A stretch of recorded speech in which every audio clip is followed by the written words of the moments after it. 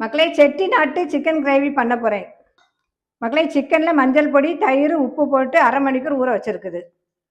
மக்களே, செட்டிநாட்டு சிக்கனுக்கு வறுக்க தேவையான பொருட்கள்: தேங்காய், மிளகு வத்தல், மல்லி, கறி மசால், நல்ல மிளகு. எண்ணெய் ஊற்றுறேன்.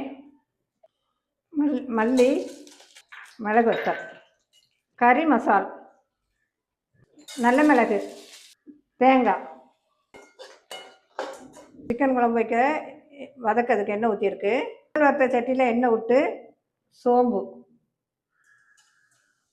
2 மிளகு வத்தல், இஞ்சி பூண்டு பேஸ்ட், சின்ன வெங்காயம், தக்காளி பழம் கட் பண்ணி போடணும். அரைச்சிட்டு வந்துருக்க மசாலா போட போகிறேன். தயிரில் ஊற வச்சிருந்த சிக்கன் எடுத்து போடணும்.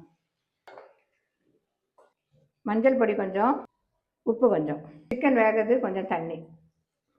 ஒரு 15 நிமிஷம் அடுப்பில் வச்சு எடுத்துட்டா செட்டிநாட்டு சிக்கன் ரெடி. செட்டிநாட்டு சிக்கன் கிரேவி ரெடி.